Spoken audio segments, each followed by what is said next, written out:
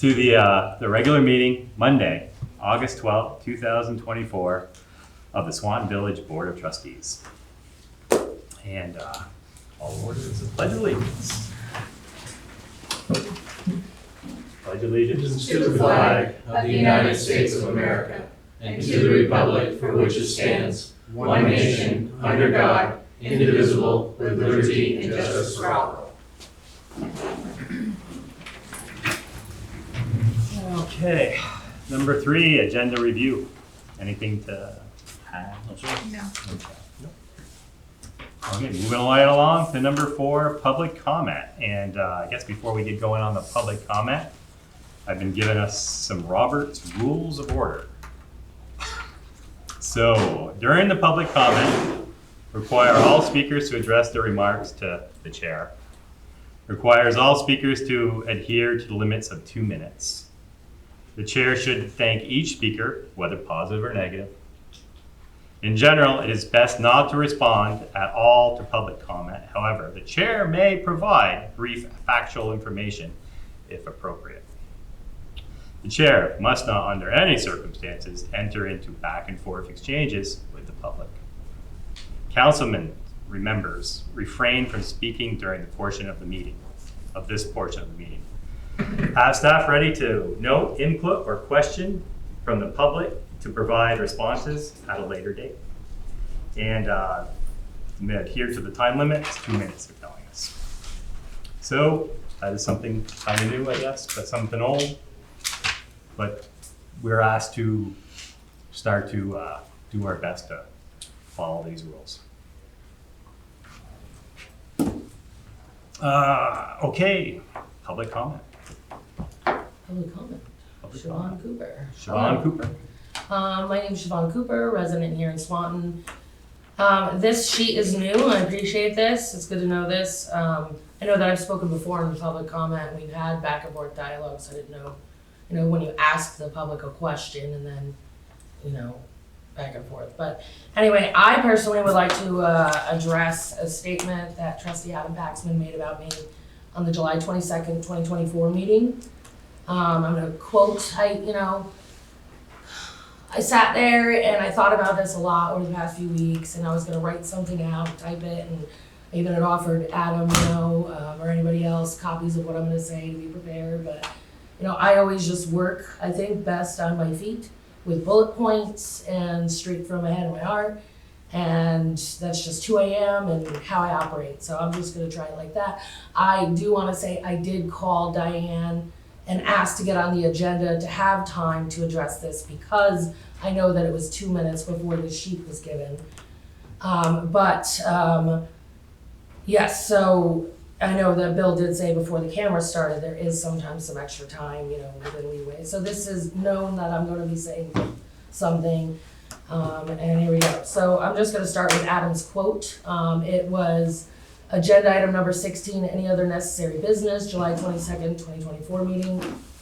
Adam Paxman said he had seen the video, and this is directly from the meeting minutes. Adam Paxman said he had seen the video that Siobhan Cooper had done with David, Diane, and Bill regarding charter changes and board member changes. He said he was discouraged to say the least because if there was talk about changing trustees, why weren't any of the trustees invited? He said he would have a conversation with Siobhan if he could ever find her, and said if they're concerned about transparency, there wasn't any. He said he got the impression she was trying to get things changed as quickly as possible.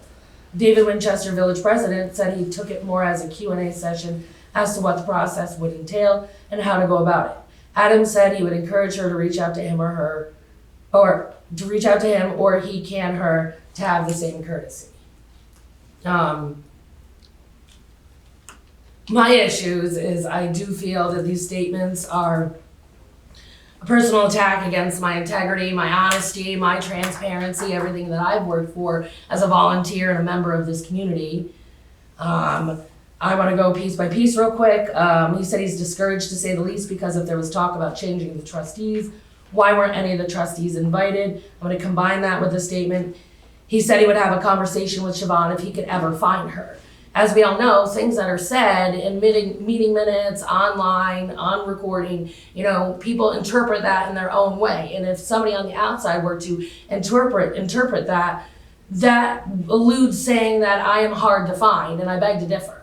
My phone number, my email address, I'm at meetings.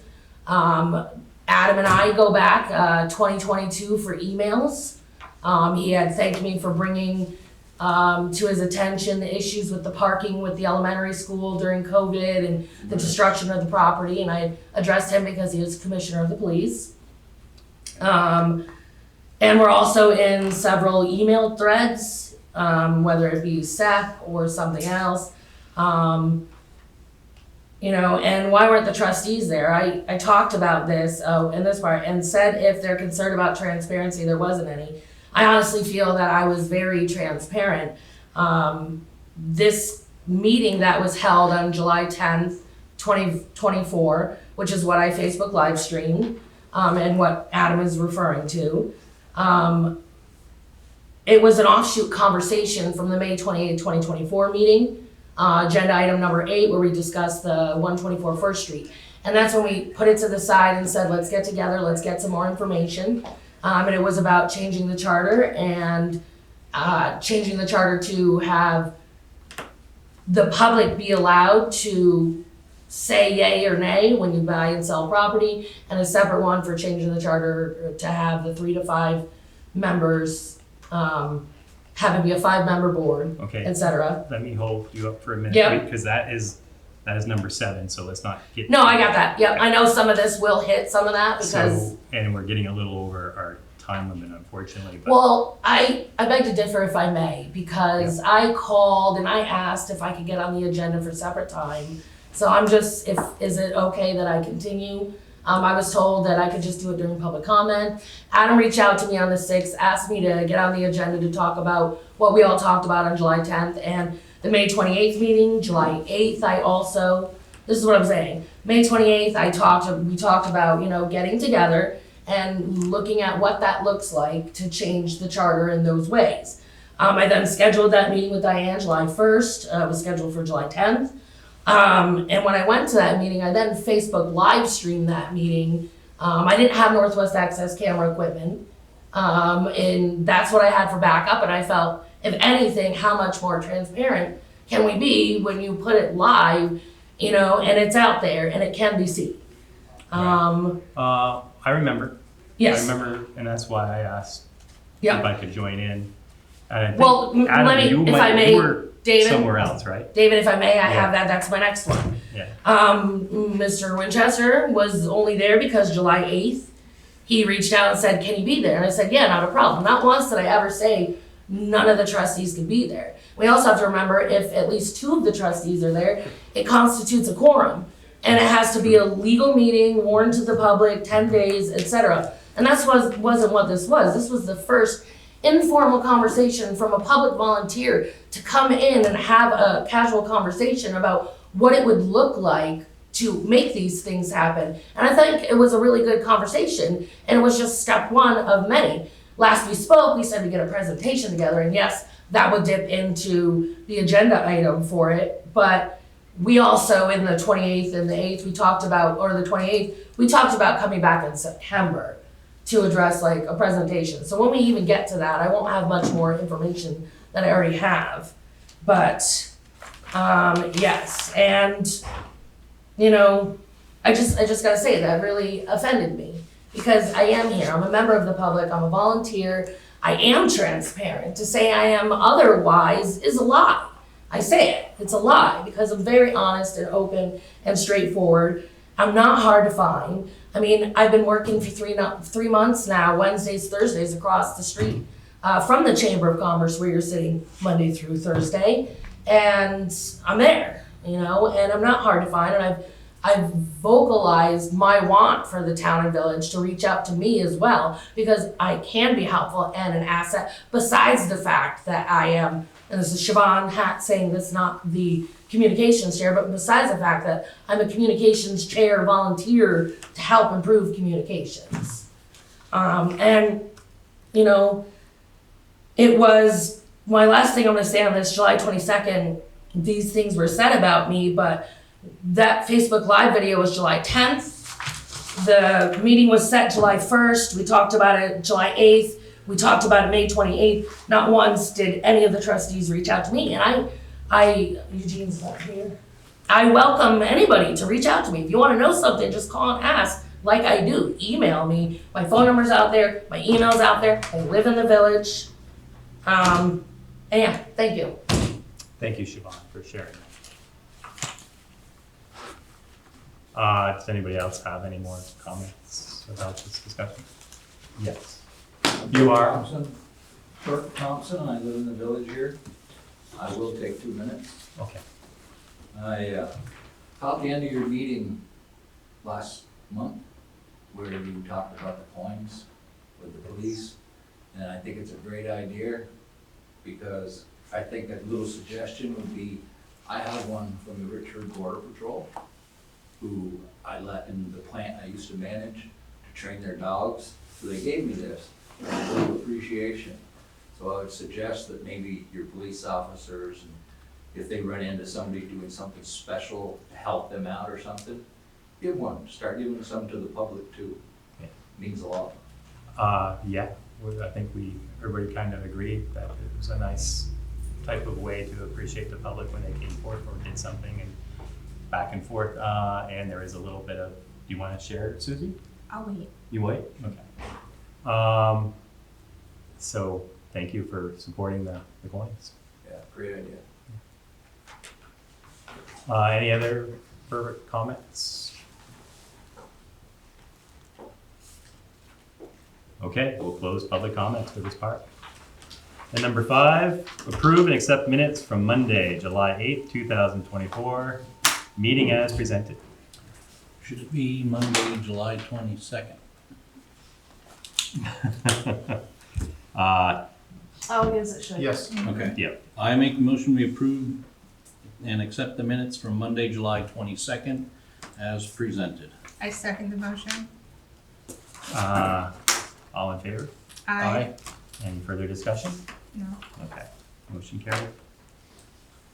Number 6, approve and accept village warrants through Thursday, August 8th, 2024. I make a motion to approve and accept the warrants through Thursday, August 8th, 2024. And I'll second. Okay, we have a first and a second. Any further discussion? Yeah, I got one thing. So, on the warrant number 77, check number 89216, it's made out to me for $1,039.50. That check was used to pay my husband's credit card for the purchase of the challenge coins.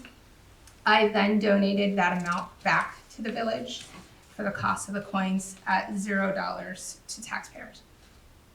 Thank you very much, Susie. Thank you. That's very generous.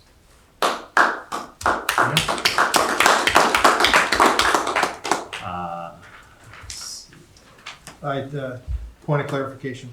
So Diane, you gave one additional set of warrants that actually extended one day, I believe, from August 9th? And wasn't the motion through That is August correct. 8th? Through, through Okay, so she put this. Friday, August 8th. We'll take Friday, August 9th. 82 and 83 back for the Friday, next August meeting. 9th. No, you're gonna take them back? Well, because the agenda says through the 8th, and she Okay. did these on the 9th. Okay, so we'll hold these? Yeah, hold Okay. these out for the Thank next. you. Okay, we have a first and second. We've had a nice discussion. All in favor? Aye. Motion carried.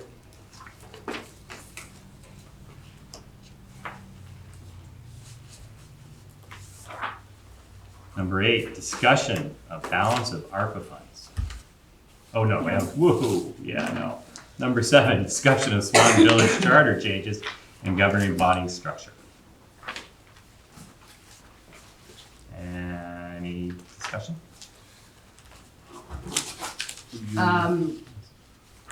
Is this, Yes. you made an agenda item for me to speak, is that what you're talking about? Well, you think, Chris will raise his hand first, I think, and then we'll come back to you. Oh, Chris? Sure.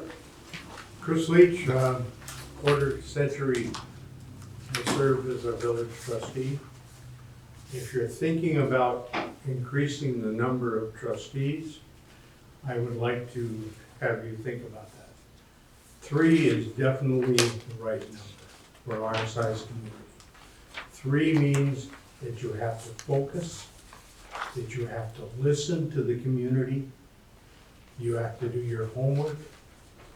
There's less chance for hidden agendas to pop in. Your ability to compromise, do your homework, means that you will come to the best decision. We did this for my whole term. We had a lot of open discussions. They're all in the minutes. We did our opportunity to listen to the community.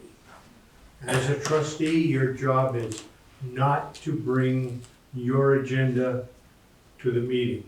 Your job is to listen, to evaluate, make sure everyone knows the pros and cons of whatever agenda item you're discussing.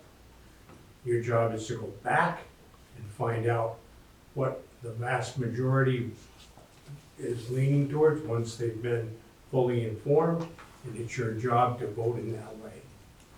When you put more than 3 people, crazy ideas and other pieces seem to creep in. It's more difficult to move forward. Just look at what's happened with the town with their fight. They have big turnover, lots of fights. I don't want to say fights. Lots of disagreements that don't lead to good outcomes. 3 people gotta do their job. If you are elected a trustee and you can't handle that, you usually step away after 1 term.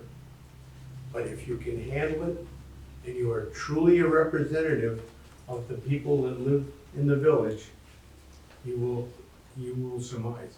I got reelected, I think, 9 times. And when I listened completely, I totally understood what would be called a silent majority of people in town, and we did a really great job. I think that the key is to get the right people. The key is to get people who really live here, who are willing to listen, and who are willing to actually go out and do the work, not just show up and react at the meetings. That would be my point in increasing the size of the trustees. I have ideas on a lot of other things too. I did not step forward to be for another term because of my age and some physical problems that I'm experiencing, but I still love this village, and I'm really concerned with some of the things that our president has said. You need to listen. The silent majority out there is not in your favor. And Well, quite frankly, Would this I don't- be public I'm comment? gonna say something Yeah. that is. I don't know if this is public comment. We're supposed to talk about, cause I'd have That's thoughts good. on that too, but we wanna talk about that separately. She Let's make an took agenda item. 6 minutes, by the way. To be honest, I apologize, but I did call and ask to get on the agenda for a separate time. And this is the first time I've ever seen the public comment rules of order here. I'm really glad you guys put that out there. It's good for people to have that, but. I think it's the I first didn't time put any you of us on saw the it. And I was even still interrupted and I asked for the time, so. Anybody else want to have a discussion on that? I'm sorry, your name again is? Dirk Dirk Thompson. Thompson, yes. I served on the Swanton Select Board as a member, living in the village in the 90s when it was free. 3. There was only 3. And then I served on the town select board again It was 3 to 5. with 5. And I think the select board does one hell of a job. But I think when we were 3, we had just as much discussion. And we were there, like Mr. Leach said, we came prepared. And when I was there when there was 5, those meetings turned out to be long and drawn out. And it was a lot of wasted time just because there were certain agendas that needed to be heard, not necessarily filled, And then, at the end of the day, I think that's why the select board has the turnaround it does. Because when you go in with an agenda, and you could get through that in an hour and a half, and you're there till 11 o'clock at night, that makes for a long evening. And a lot of people, that's why they turn around. They think, oh, I can go spend a couple hours at a meeting. Well, those couple of hours, because you got 5 voices, 5 opinions, and a lot of things, by the time it gets done, things get done out of, okay, I'm just gonna vote for it because it's getting late. And that's not the way you wanna do business. And I've seen it. That's all I got to say. Okay, well, thank you very much. Anybody else have any more further discussion on? There'll be more discussion, we'll be allowed to speak after, throughout the agenda, right? Throughout this agenda number. Yeah, that's not the end of it, right? Yeah, No. Yeah, Yeah, no, there's we don't have to say what we wanna say now, No, we're talking about this topic. right? But Yeah. after you guys are done talking, we can ask questions again. Yeah, this isn't public comment anymore. Yeah, It's So, agenda 7. agenda 7. so with regards to Agenda 7 and the governing body structure,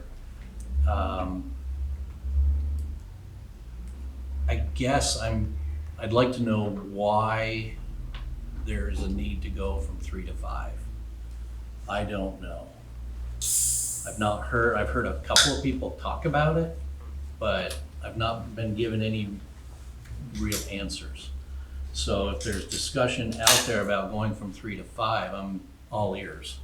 I don't know the purpose behind it, so.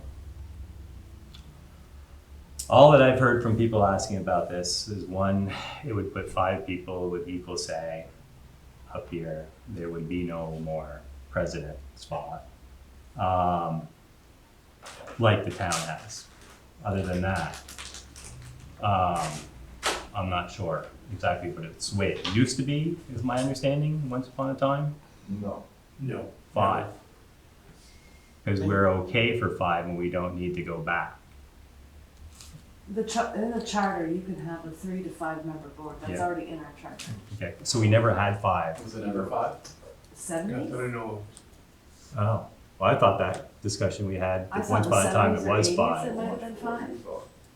During that A discussion. few years ago. Maybe But 50, 60 years ago, but not in my lifetime. It's always been 3. yeah, I don't have And I'm old. I don't have an answer for that either. I Yeah. just, But I guess, for those that have this interest, I guess I'd just like to know why, I think I've heard a lot of people talk about, people in the town being able to be on this board. Like the So- town has people from both sides The to be town able of to be on Swanton there. Select Board can be town and village residents. The Yeah. Swanton trustees, the village trustees are just village Just so- residents. Yeah. And because it's such a smaller pool of people. right, you're about 1,600 voters. And what one side does affect the tax rate of the other. So there's equal representation I can see on the town side, and I can see that there's an equal representation on the village side. The difference between the village and town trustees and select board is you're running 3 businesses here. You're focusing on water, Yeah. sewer, and electric. Yep. That's the main, you're approving bonds, finances of these 3 businesses, where the town does not operate that way. They have their highway department, they have their taxes, general fund, but it's the 3 businesses that the trustees are running. What we do here doesn't affect the I'm sorry, Mr. Leach, just 1 minute. What we do here doesn't affect the Swanton town taxpayer. It affects our Swanton town rate payer. And like any business, I mean, if we're just like let's enterprise comparing our electric to GMP, the board at GMP does not ask their ratepayers what they can and can't do. And we as elected officials are just doing what we all believe is the best for our ratepayers when we make decisions for our enterprises. Is that fair? Siobhan first. So I think I'm the person who brought forth this question to begin with, is 'cause I've asked that question, trying to understand as a general public member, getting out there and learning what it is to be a municipality in a town and how to get involved and, you know, show up and et cetera. I was wondering the difference between the 5-member select board and the 3-member trustee and 1 president. I myself personally feel that having more members, say the 5-member board, and all 5 having the right to vote and being elected representatives of the people is a better representation of representing the people. That's where that probably came from. And whether that then affects, like, I'm sorry, what this gentleman said about when there was a back and forth, it made it harder, but like, I still digress that you're all elected officials for the people, and, you know, hearing from more people or having more representatives, I could never really see that as a negative thing. And then as far as, because it's 2 separate things governing, and, you know, with the governing body structure, is that something that we ask the public as a whole, is all I was saying, is that something. And then some of the miscommunication, or people taking my video the wrong way, and urgency might have been when I forgot again that it's already within the charter for 3 or 5, so we don't need legislation. So at that moment I was talking about, well, if we have a vote later in the year, and then we get the public to, you know, if that's what they want, then we'll be prepared for the legislation, but that's not necessary. And the village charter changes, I mean, whether people are here in person or not, I think it's been very well stated from the public in the village that they would like to be able to have voter approval before buying and selling property. And at the least, we should put it to a vote to the people. Yeah. And we know democracy is a slow process, but that was, and as far as how far we got, this is the agenda item. Adam asked to have this on here. I learned that the trustees or elected officials have extra privileges with Vermont Leagues of Cities and Towns, and because I was looking for information to educate myself on municipalities, there's not a whole lot, you know, on YouTube that's Vermont specific, and what was a couple years older. Even the open meeting minutes, you know, or information is a couple years old, and there's now been changes to that, but I'd say, you know, I don't know if this is on the agenda so that trustees are allowed to voice their opinion on whether they'd be for or against changes such as these. But at this point, for being ready for a presentation for the public, like we talked about, we're not there yet because we don't have all the information. Whether, you know, and like I said, I guess I throw it back to the board to discuss what are your opinions on how you feel about, you know, village charter changes with buying property and et cetera. So, and then of course we can have other comment too in between. So, Chris. Yes, again, Chris Leach. The village and the town are 2 different entities. They are, in essence, the same. We talk to each other, we use each other's resources, we are open. The village has 3 major businesses. The electric company, which is $7 or $8 million a year. It has the water company, and it has the sewer company. The town has advantages of the electric company. Some sewer, some water, I suspect. However, the village voters own those companies. They are the owners. You can't transfer that to the town because the town doesn't get benefit to any great degree from those areas. Because it's 3 individual businesses, the way the trustees board operates, there are basically we give the village manager the option, but we run those 3 businesses. I was really involved with the electric company. Eugene's really involved with the chemistry, he's a chemical engineer. Adam's a businessman. He understands business and how that actually works. As far as having a 5-person board overseeing what the town does, which is the library, the recreation, all of the splinter pieces of that, that's where that should belong, that's where that should be. And that's where the village is, running these 3 major businesses, along with the street company, is where it needs to be. It's a different type of entity. They don't mix well. Well, here's the thing, is what we've heard from a lot of people is, there's a lot of stuff that's within the 1 mile square radius of the village, like recreational assets and things like that, that we oversee. And in every case, Mhm. the town has an opportunity, and the select board has the opportunity to negotiate with the village, and we've always done that in good faith. Right. Always. So here's the next question is, so when I was handed these new rules, this is for the village taxpayers. This meeting is for the village taxpayers, Correct. and it's not for the town taxpayers. That's why I'm talking for the village. So the I town support the taxpayers, village. supposedly I'm being told, have no say here at this meeting, No, unless they're on an that's- agenda. No, we can allow them to have a say in public comment, and we can allow them to have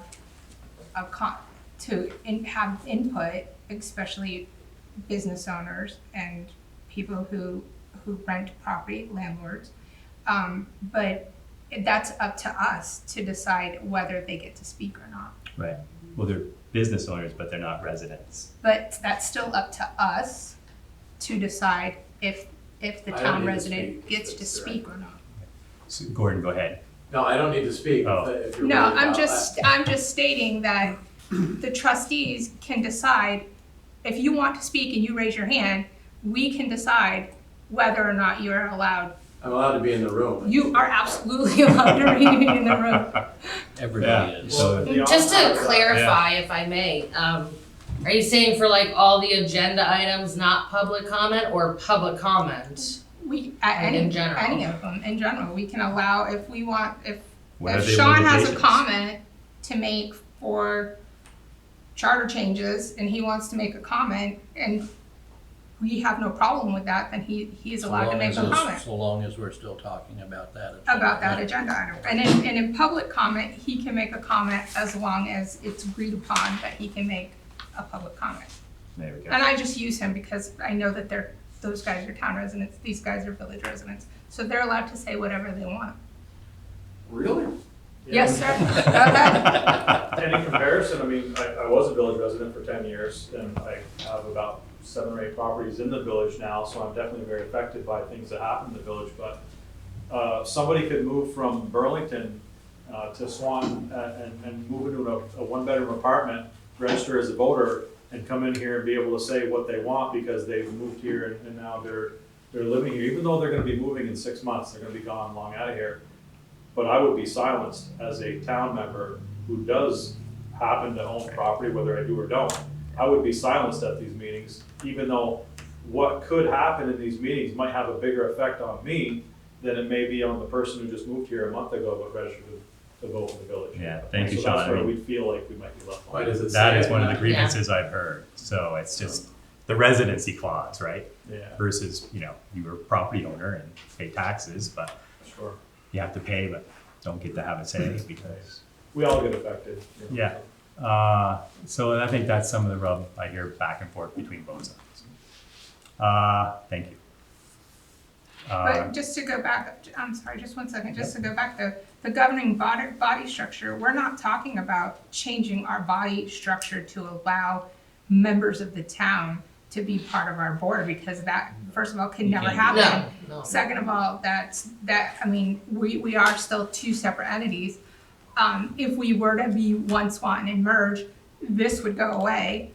And so what we're really talking about is moving from 3 people to 5 people, and then figuring out, is that feasible, does it need to happen, and that's, I guess, where there's some more public comment out there.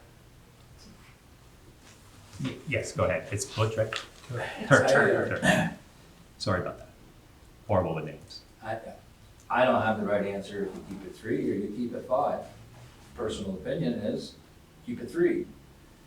But the village charter changes, I don't understand because some people wanna get a 5-member board to get more people involved, but then take away your right to make decisions. That doesn't make any sense to me. You vote in a board and you vote them in to do a job. You know, when I was on the select board, that was one of the things we used to, when it went to 5, one of the big things was, well, we gotta ask the taxpayers. They voted you in to do a job. Do it. That's all I got to say. And I think, you know, just my 2 cents from listening, you know, especially with, you know, Mr. Leach's comments is, you know, if you decide to go to a 5-member board, I don't know why we would want to. 2, if somebody is elected that has an agenda, that's dangerous for a little community like this. It's very dangerous. It's gonna create division within the community, and we can't have that. We've got a great community, we've built this community, you know, to the point where, you know, we are succeeding. Look at the downtown. What a great place to go now. We can't have division if somebody wants to be elected and has an agenda. It's, you know, you just can't, so. Sean? One other thing to think about, so I've got 30 years working for the government, both in the full and the part-time status. And one of the most cohesive group sizes are gonna be anywhere from that 6 to 8 people. You get more than that, 10, 11, 12, and all of a sudden it starts to be getting difficult. We say, well, it's a 5-man board, but it's really not a 5-man board if we were going to that. Because you know how the village president to deal with as well. You've got the police chief to deal with, you've got the electric department, you've got heads of that, you've got the highway departments. All of a sudden now that group isn't just what we see in this room. You know as well as I do, you're managing all those people, right? You're actively involved with not just the people in this room, many others as well. And the bigger this board grows, the less influence that you're gonna have when you have a lot of people. And they also don't become as coveted as a position. And kind of building on what Chris said, where you have to do your homework and represent the people. We're in the Olympics right now, so it's hot and live. We got 3 medals there, right? There's not 10, there's not 7, there's not 8. It's coveted, and it's a board, a member position to strive for. And the harder that you work for that, it actually becomes something we want to fight for. There isn't 10 or 12 people going for these positions. It seems like we have 1 or 2, possibly 3 in some cases. So it isn't like we've got a huge influx of people that don't feel like they're being heard in the process. We've got a couple of people that run for these positions. And what may end up happening as time goes on is all of a sudden now, with too many people on board, you end up running unopposed often. And then you're actually not getting all that much of a view. You're getting just kind of a one person who rolled in, was the sacrificial lamb. Yeah, I was willing to do it, and nobody else was, kind of thing, right? Versus a smaller board, which it becomes coveted. I mean, these are important positions that you have. So just something to think about. It's not just the 3 here. It's the extended piece of it as well with all the other employees.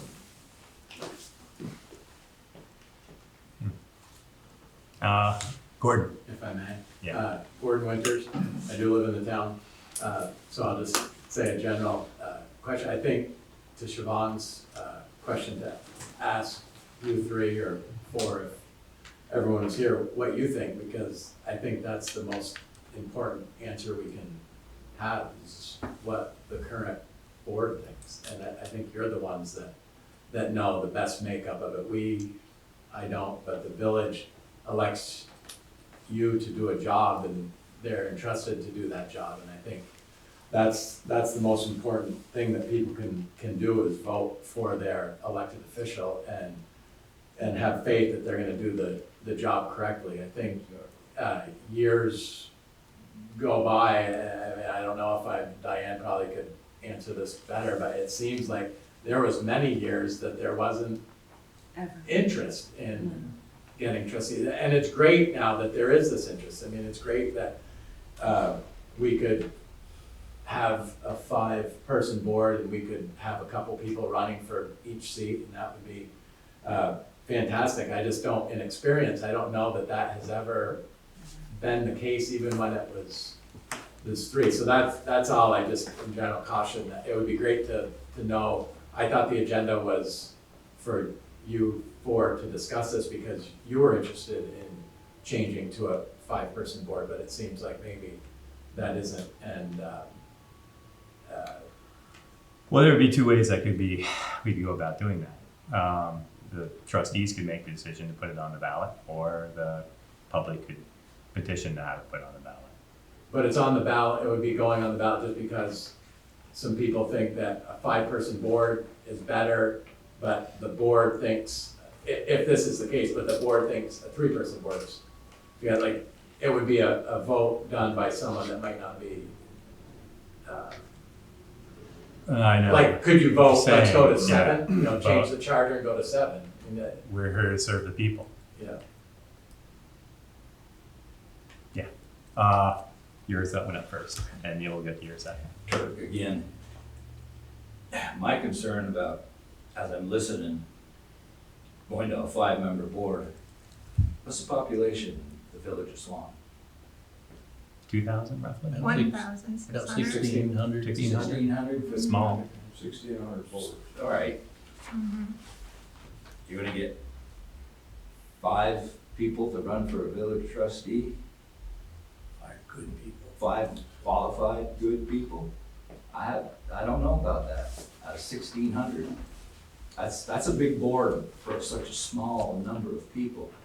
The town has a lot more residents and a lot more people that one of the things I do know is when I was a board of 3, you came in there and you were busy and you got contacted a lot. With a member of 5, it seemed like the same 2-3 people were the ones getting contacted all the time, and the other people were just, oh, how come they didn't call me? How come they didn't call me? So I just, Technically, it's only 1 extra position. I have a hard time believing that with only 1,600 people, we're gonna get 5 good qualified candidates. How many times did you run a post Twice. in 25 years? Either it's doing one hell of a job, Would want to post it. or nobody wants to do the job. And I think Chris did do a hell of a job, but,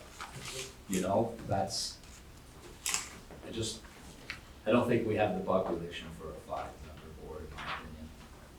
Thank you.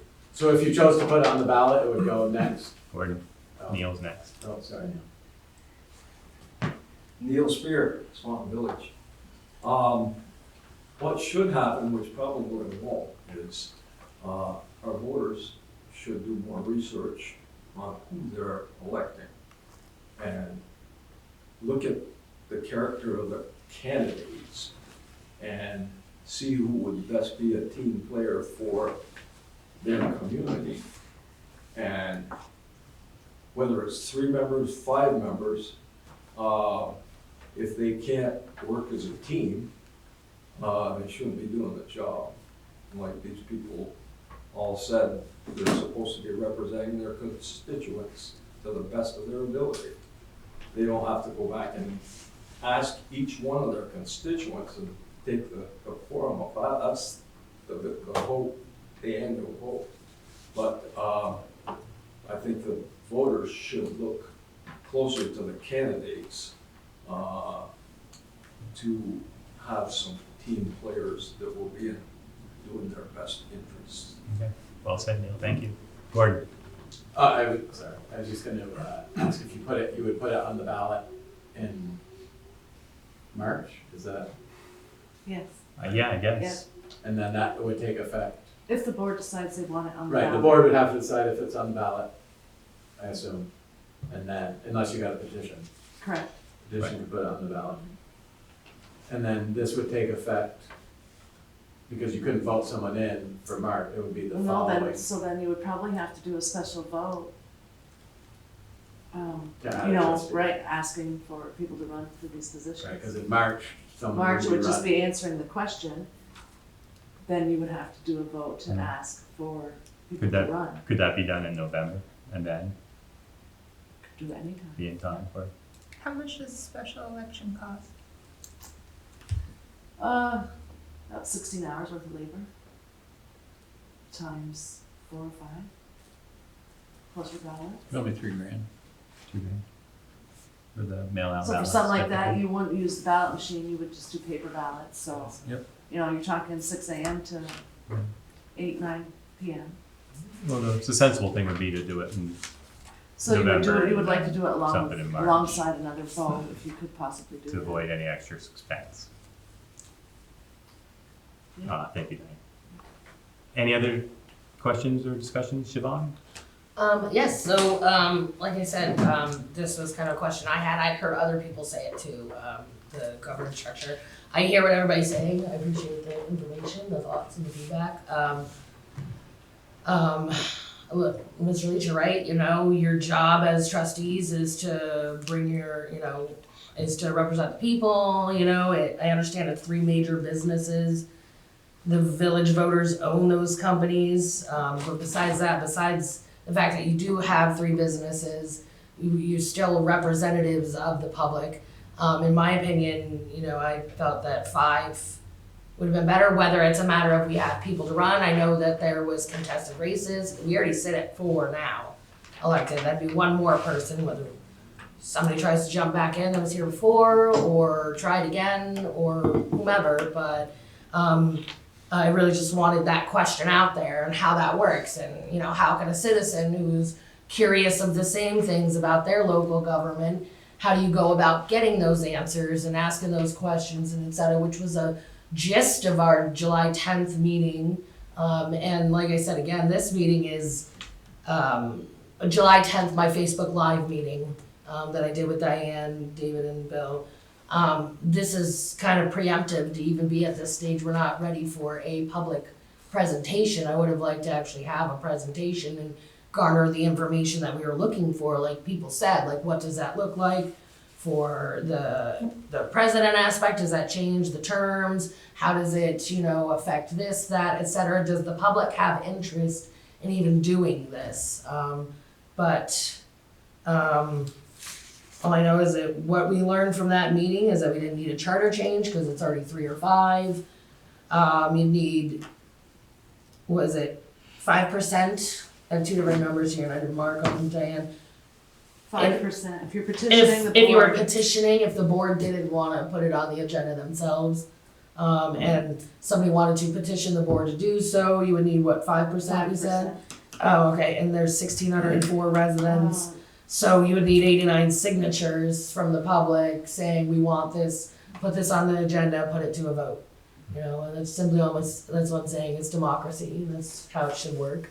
And you know, people are obviously entitled to their opinions, and that's why we're here, to communicate and collaborate and ask these questions and move forward.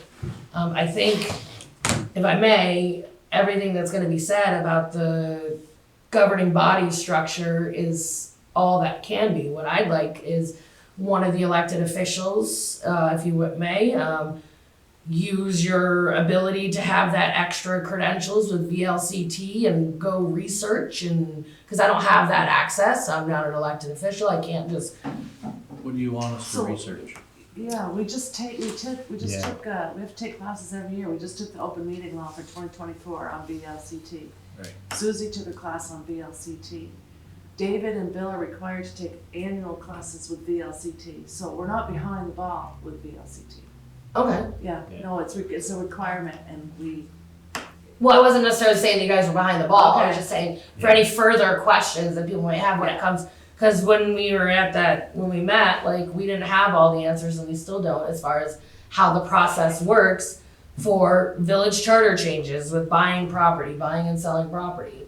And I don't have access like an elected well, official so with does buying to and that selling real information. estate, it's in the village charter that gives the management and village trustees permission to buy and sell property. Yes, That's in the charter. So So to change that, Go ahead. yeah, yeah, to change that, your board would either have to support it and want us to bring that forward for a vote, and then it would get voter approval, then it would go to the legislature. If they don't wanna do that, they don't support Then that it would change. come back for another vote. Then it would have. We don't wanna do it. It would- Right. Well, no. It just wouldn't happen. Would it be petitionable by the public? That's the third So vote. yes, that's the Yeah. third option. Yeah. That is petitionable. Yeah, you could petition the village to change that charter. And I would caution folks, Yeah. Another thing, just another thought, that the voters and the village trustees should consider before making a decision on staying a 3 or go to a 5-member board is check the track records of the 3-member board and the 5-member board, not just ours, the Swanton Village and Town, St. Albans, and other. See who's, like George saying, it changed when the town went to 5-member board. Who's getting more done with the least controversy? Not just who's making the most noise, who's accomplishing more. Thank you, Neil. That's under 2 minutes. Under 3 minutes, or 4. So, and I mean, I would, we're talking about the, the charter changes with regards to buying and selling property. I'm not willing to put the village at a risk. If the village trustees, if the board is having discussion with someone with regards to selling something, we don't want it to get out in the public. There are certain times where we don't want it to get out in the public because it could jeopardize the deal. And we need to be cognizant of that. If we come up to Sean and say, hey, we want you to buy this property, we have to go, we want to have discussion and dialogue with Sean. We don't, and get to a point where we can do this. If it gets out that we're doing this at a certain price, then, somebody can come in, bid higher, bid lower, do whatever. It's, kind of defeats the purpose. One other important aspect you need to also talk about and keep in mind is the day-to-day annual operation of the village when it pertains to leases, the land that we lease, the Verizon tower leases. If you expect voter approval for every one of those, you're stopping business. Yeah. Nothing would get done or accomplished. We do a lot of leases, we do a lot, so a policy we had talked about at that meeting is different than changing your charter. If you wanna talk about maybe asking for a policy regarding purchasing, that's a different story, but changing your charter. The concern I have with changing the charter is that it's gonna hamstring us to effectively manage the enterprises. I mean, so buying property that's for the municipality in the general fund area, like with the parking lot or with the old Riv or next door, I can understand that there's some heartburn over those purchases using ARPA funds to buy those and without asking voters. But again, as voters who voted in the elected officials, we may not always agree with the decisions that they make, and I definitely didn't when they were made. But now sitting on this side of the table and seeing how things are run and having done my homework to figure out how the businesses are run, how the municipality is run, it makes 2 of the 3 purchases make sense to me. I still don't quite get the Riv, but I know Sean had a really good explanation for it and it made a little more sense to me, but that's just still something I'm wrapping my head around. Who was, Chris, you were, I think, had yours. Thank you, one more time. It's all right. It's a good discussion, thank you. If you live in the village, you pay a premium. Because the village has roads, street lights. We have other things that are above and beyond what the town has. So if there's property to be bought and sold within the village, and the trustee has done his homework, in other words, he's listened to what the village people are talking about, whether that should be purchased or not, then that's the way it should be. The idea that the town people can have precedence over what the village can buy and not buy That's not is being is discussed. nuts. Now, the village, the people who live in the village are part of the town. They pay town taxes. They use the recreation department. They are part of all of the pieces that make the town. So they have an interest and a real need to vote and be purchased part of that piece. So as far as purchasing property within the village, it affects the village. So the village people need to have a say, because that's where they are. They pay that premium for living here and having the advantages of being in a village, all the pieces that go with it. The parks, the streetlights, the streets, the street signs, all of the pieces that make the village unique to the town. Thank Sean you. didn't say the town. Thank you. You meant Yeah, the village. sorry, I understood where you were going after that, but I just wanna be clear, we're not talking about giving town voters a vote on the village buying and selling property. But I do wanna say, I understand where you're coming from, Adam, of not wanting to put the village at a disadvantage by putting it in the voters' hands when it's, for buying and selling property, but like, that is, you guys have executive session to not put you guys at a disadvantage, and that's what it's for. And I think it was reiterated from many of the village, and I'm not speaking for them, but it was reiterated, social media read it, and when everybody came out, they voted no for that public safety facility because they could not afford it. And I understand that, like, the village That's is fine. separate, the village is separate and the town's separate, and we have different things, but at times, they will affect each other. If the facility was passed by the village votes, then the town would have been affected when the taxpayers were approached for 24/7 coverage or more. So there are times that the recreation department sits on village property. So there are times that things are, intermixed, but There's some complicated crossover and some gray areas for sure. I just think that, that's what people had said. They wanted to be able to have the right to yay or nay on a property from the village being sold or purchased. So let me clarify for the people out there, I think when Diane had talked about it, what would be way easier than doing a charter change would be just to adopt some policies that we figured that both sides could kind of agree that would cause less division and separation and angst amongst What the both voters sides? on both sides. What both sides? Yeah, What both sides? Town and village. Yeah, but I don't, No. not to be a jerk, but I was elected by the village, so I honestly don't care what the town people say about us purchasing property. I was elected by the village. I care what my village voters think about me buying property. And if the village voters are for a policy or they're for a charter change, then that's what we should do. I might be wrong, but Well, that's,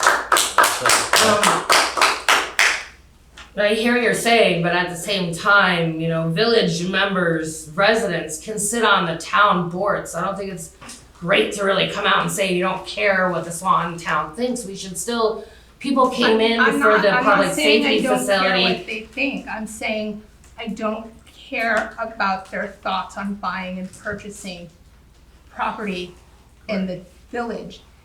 Village business for village voters. Town business for everybody. That's how it works. So, one at a time, please. We're getting a little out of.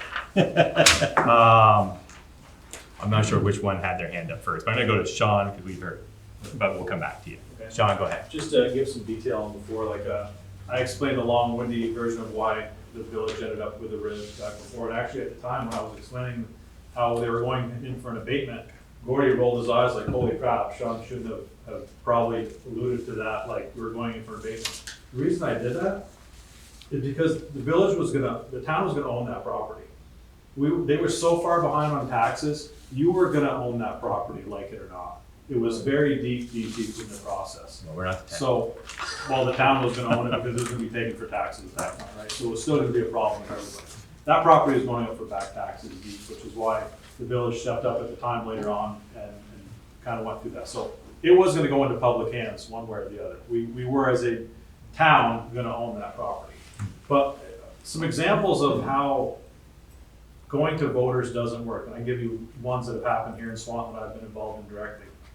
So the property now is the Habitat for Humanity homes that are next to the school in Swanton, the Mary S. Babcock, the two that were in this back of Road of the Rock's backyard. Larry LaRock at the time had the property listed, and we had gone to the school to purchase the property. And the school, at that point, the boards looked at it, it was looking at it as an option of buying it. But then it went, oh boy, we don't know, we might have to put this in front of the voters. As a seller, we're not waiting, sorry. We're not gonna sit back and wait for 6 months, 8 months, a year for you to possibly vote on buying our property or not. Exact scenario number 2, Bev Coleman was gonna be selling. You did some great work over at her house, remodeling it right before we sold it. Bev Coleman was gonna sell their back acreage to the school. Same exact scenario popped up 2 years later where first we thought we were gonna be able to buy it just by going through the school board, and we were deep in that process. It went along. Bev says, great, let's do this. And then all of a sudden now it became, oh no, hold on, this has to go for a vote. The school lost that property. She no longer was willing to wait because she knew it was gonna be 8, 9, 10 months. And it may still be a no, right? And so she couldn't wait 8, 9, 10 months. When an opportunity is presented to you as a board, you need to take that opportunity now, because it's not gonna be there. The old statement in real estate goes, what kills every deal? Time. And somebody else is gonna come in and grab it, or somebody isn't, they're not gonna wait at that point. So you need to have the ability to make a crucial decision quickly to buy something that can benefit everybody. And that's why we're electing you, because you know things we don't. And there's gonna be insight that you'll have that we won't. And when it comes to buying and selling them, so if you think about it on the sale price on your side, if you're looking to sell a piece of property, well, what is the reason for it? So hypothetically, you're trying to sell, let's say, so you have some land you wanna sell. Well, people come in and wanna buy it. Let's say there's 3 people interested in buying it. And you have to look as a board, what is the best use of that property that we're selling also for everybody? Is it just because Sean wants to go build a house on it, which may, bring a small cost to the village for water, sewer, maybe a small benefit for taxes, or on that same exact piece of property, does Chris Leach want to put up some sort of a childcare center that's going to benefit everybody in the area, and he wants to put apartments over the top of it out there. So now we're bringing in 5 more families into our community. We're bringing a lot more water, sewer that they're going to benefit from in that case. And along with it now, there's something for everybody. You have the ability to make that decision, even though Chris offered 100,000, Sean offered 100,000. My benefit wasn't all that to the community. It was kind of just for me. You got 100,000, but what else did it do for the community? Chris's benefit was for the community. You'd make a better decision to sell it to him, not only for the tax base, but all the other reasons that I said that are going to bring it. So that's a better decision for the community. But while we're in negotiations, we can't do those in open forum for multiple reasons. One, you can't give up your position, right? You need to be able to sell that on the terms that are best for you. You can't give up your position. You're asking $100,000 for that piece of property, and Chris comes in and he says, I'll give you $90,000 cash, I'll close it in 2 weeks, no contingencies, it's done and over. Sean Cheney walks in and says, I'll give you $100,000, but I gotta finance it, I got a contingency on inspections, I wanna do environmental inspection on top of it there, I gotta go financing, I've got all these hoops to jump through, I gotta sell a property to make it happen. You might take Chris's 90,000 for simplicity versus my 100,000 for complexity.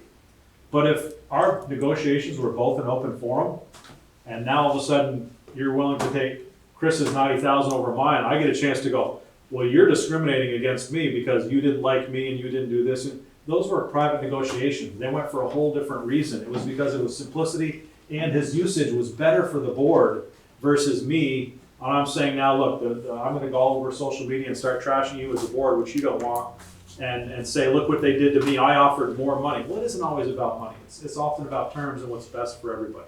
And Thanks, so, Sean. No, it's a very good point that Sean made. It's the board's responsibility to try to get the best result for the taxpayers. I'll make this quick. I just wanna say that I think the town select board does a great job. I think the village trustees and the village board does a great job. But one thing nobody has mentioned once today is the legislative body. Town and village meet. And there's a lot of things that gotta get discussed in those meetings. And there's a lot of things that, even though the town doesn't have a vote on it, from my past experience, the village trustees were very, very open with the town, sharing information. Yeah. And Yeah. the town, in return, was, there was a day when the town and village wouldn't meet because they were at such odds. Yeah. Now, look at how well they work together, and they actually have mutual respect for each other. And I just wanted to say, don't forget the legislative body. Very good point, and I definitely have gotten lots of feedback from people that those are some of the most positive meetings throughout the year. It's what they like is people working together. How often does the legislative body meet? Curious. Is it Usually just when it's you as have a needed. special meeting or? Usually it's as needed, but It's definitely once At a least year. once. yeah, at least once a year, Or we sometimes met two, twice. sometimes three. It all depends. I imagine with, I'm sorry, I imagine with the bridge, with the upcoming bridge and then the bridge that we just had, we have been meeting a lot more in order to, and will be meeting a lot more in order to facilitate Right. that. Yeah. Neil? I just think they can call for a meeting anytime they want. Yeah. They try to meet once a year, but if everything warrants it, they can call a special meeting anytime. Right. In joint body. Thank you. So one to as many times as necessary. There you go. There we go. Alright, Siobhan? just to like move this agenda item forward, I would still like to have more information and the facts to have a presentation for the public together. So if I could collaborate with any of the trustees or people who have access to Vermont League of Cities and Towns, extra information that, stuff, to collaborate and get that together and, or you either just say now whether, Eugene's not here, so there's not much that can be said, but, It's or my- actually, Oops, go ahead. is that something you would talk about today, whether you are for or against it, and whether this would need, if it was something the public wanted, they'd have to do a petition for? And where's our next steps here? Well, and Gordon brought that question up to the board tonight, Yeah. where do we stand? For me, I'm a no. We deal with 1,600 people, or 1,600 voters, sorry. And I think we muddy the waters in our decision-making if we go big. Is that We're for both aspects of number 7? Yes. Village charter changes of buying and selling property, we got voter approval and the governing body structure increasing to 5, you'd be a no on those.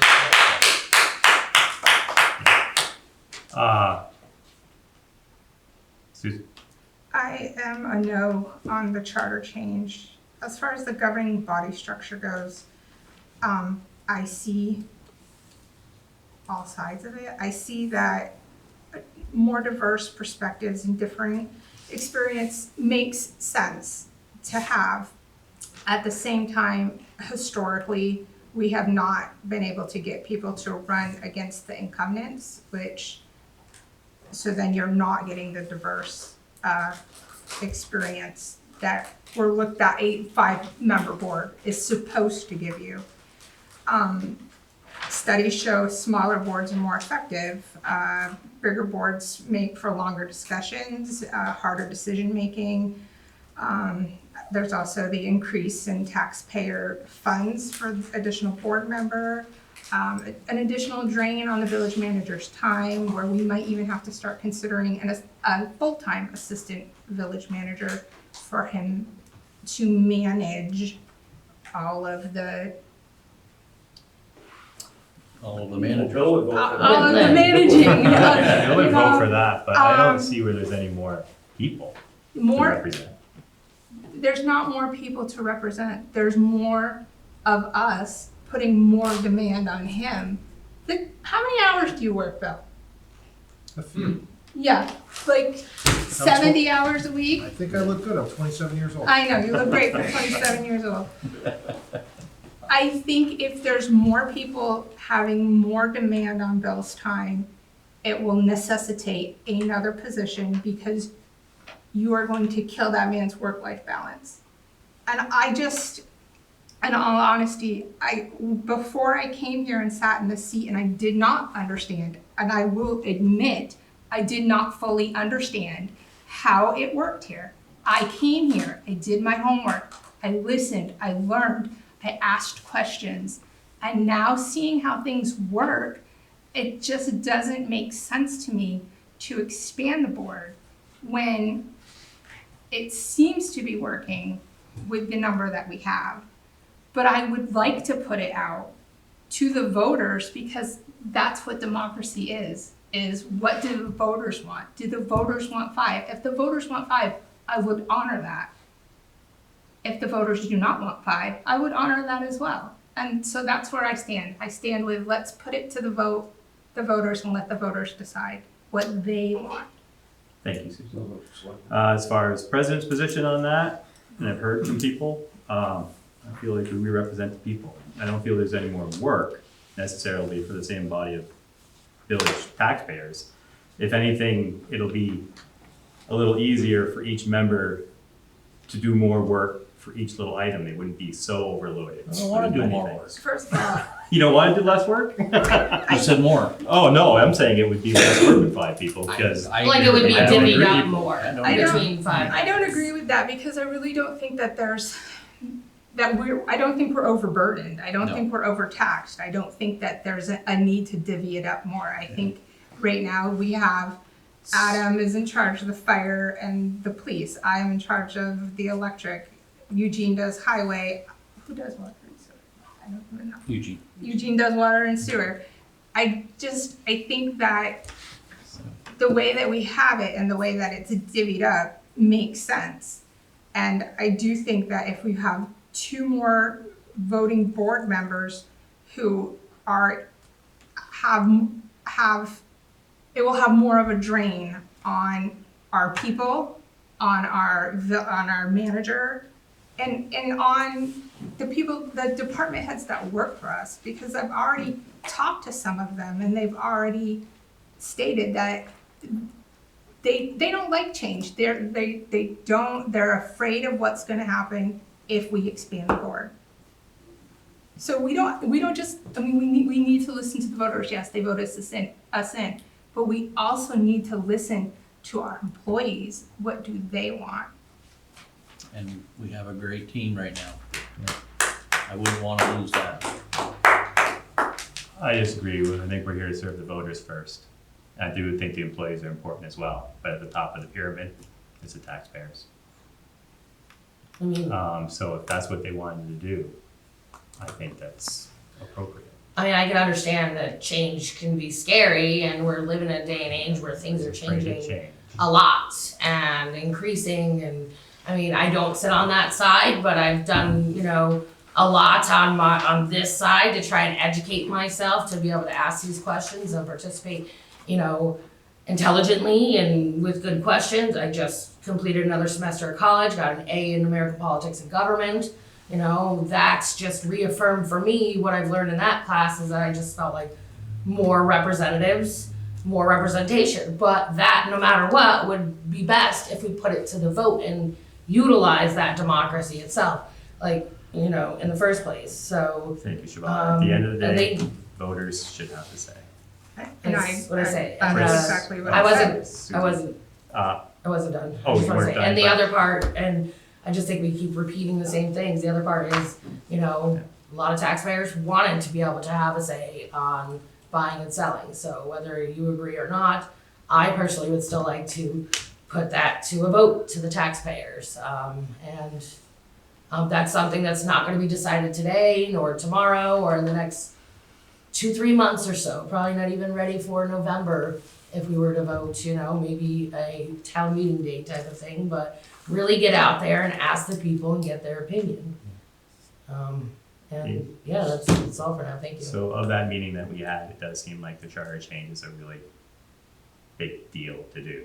Policy thing seems like a more reasonable approach.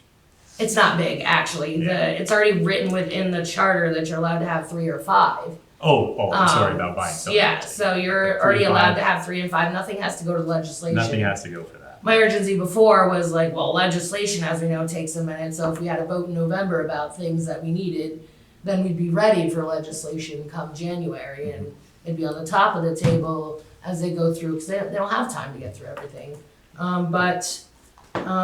Yeah, and funds for board members. Can I ask how much do board members make right now? It would be like 3,000. You said 3,000.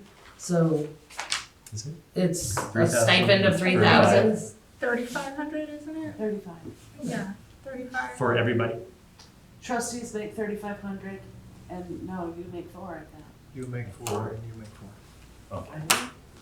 Sorry, I have no idea what that is. And that isn't a lot. I'll say this too, if anybody thinks that's a lot, it's not. Because trustees and president, you guys spend a lot of time, if you average it out, it's not really a lot of money being paid, so. Thank you, Siobhan. I want- Yeah, no bad. Chris is next. Your 2 minutes is pretty extensive. Okay. That's public My comment. point is here that the vast majority of the people in town ought to be polled, not before you go to putting it on the ballot, to see if they feel there's a need to do this. If the board feels, the 3 of them, that you don't need to go to 5, it should be closed at that point. Done. Okay. How do you? Why bother? Yeah. You have a handful of people that support you. Oh, I don't know about that. But you don't, oh yes. That's Oh your yes. opinion. You're And welcome there's to the it. vast majority of the people out here who are the silent majority, the people that want to work every day, that travel off to places, that have families. They're busy. They don't have a lot for this baloney. They're very happy with Chris? the way it's being done Chris? today. Please keep it appropriate, but I will let you know. I talk to an enormous amount of people in this community all the time. And I Fine. do not think it's a small handful of people. Well, it Please is. keep it It appropriate. is. It is. If you were You're gonna I have haven't to got my 2 abide by minutes the yet. rules and If- be. if All you right. were had an election Right. today, All you couldn't Chris? be elected to be a pooper scooper. Okay, Chris, thank you. You're welcome to You your don't have to opinion, thank but you're being inappropriate. I'm speaking for the silent majority, the people who talk to me. Yep, but you're being offensive and rude. You I'm can in do my it 2 minutes. appropriate. She doesn't get crap for going 6 or 8 minutes. Please keep it civil, Chris. You've been an honorable member of this community for a long time. I haven't? I said you have. Oh, yeah, okay, well then So- listen to me. Don't need to go down this road. We're listening to you. Thank you. Is there anything else we need to discuss on this? All right, any more comments? And it's been, and I thank everybody. It's been really great that you all showed up. It's been a really big discussion. Next steps. What's the next step? Just table this discussion again, while we get more information together. Well, Chris Or- recommended polling, and I don't know what that means. Well, no, he said that I shouldn't bother polling people. If the board says no, then the answer should be no. Is that accurate? Is that what you said? Can we bring Well, this as a? the way it should be the done board is can there make a should be a comment? petition with the proper number of signatures to put an item on the. I'm sorry, 89. Chris. Okay. Okay, you guys are getting a little out of step, so I we got ya. can't hear you. But Chris, what did you say? About how many people? I'm not sure the For number, polling? what's the number? So it's 89? 5% to petition the board, it's 89, 90 signatures. Okay, So there's your number. Sean. Just know one thing is that if you consider, and I'm switching gears off the 5-person and back to the concept of buying, selling real estate, you as a board and we as the community members will absolutely lose if you go to the voters for every opportunity to buy or sell real estate, you will absolutely lose and we will absolutely lose as a community, and not a little bit, a lot of it. And it won't, it'll show up when all of a sudden a key piece of property comes up. And all of a sudden now we can't buy it and you're gonna lose it. So we will all lose if that ever gets changed. I understand the concept. Nobody wants somebody else spending their money. I understand that. Yeah. But this is a scenario where it doesn't work. It No, I just doesn't work. think the policy, It's- those type of things would do it much better it's than good taking as it away is, that so. power altogether. There's a right place and a wrong place. And I'd like to Thank you, move that Sean. we end discussion on this at this point. I think we need to end number 7. It's been a great discussion though, and thank you. I second the motion to table this until a later date. Second, or did you He made a first? motion. Okay, we had I a made first and we have a second. Any further discussion? Okay, all in favor? Aye. All opposed? Motion carried. We will table this till another day, but won't be the end of it. Thank you. Number 8, discussion on balance of ARPA funds. I move that we table this one as well. Table this one. Yep, I'm not ready for discussion on it. Susie, any a second? I don't really want to second that because I would like to have a discussion. Okay, well, this is where I get to step in. You can second it and then we'll vote. Okay. All right, so I'm gonna second his motion to table it, and then we're gonna have a discussion. Okay. So we have a first and a second, table number 8 for the balance of the ARPA funds till another time. All in favor? Need discussion first. Oh, any further discussion? So we're kind of at a point where we have to, I don't want to swear. We have to move it or lose it. Mhm. And so I feel like we should have at least the start of a discussion. I know Jean's not here, so I don't want to make a decision. I just want to start having a discussion so that it's in open meeting, and then we can move forward with the decision at a later date. Okay. We still have to vote on the motion. Okay. So, I understand this correctly. We're both agreeing to table this discussion for this meeting. No, we're getting ready to vote. We're getting ready to vote. Yeah, so Okay. the vote is, are we voting to table this discussion till a later date? Okay, are we voting to table this discussion on number 8 for the balance of the ARPA funds to a later date? All in favor? Is that first? I'm lost. Opposed? Now you say all opposed? All opposed. Opposed. Opposed? Okay, I thought we had to redo the, No. You both voted opposed? We We both did. voted both opposed. voted opposed, so, So now we have the discussion. Okay. So this, I just want to have the discussion to put this in open meeting. I don't want this to go on for a very long time. Thank you. We currently have, is this 127,000?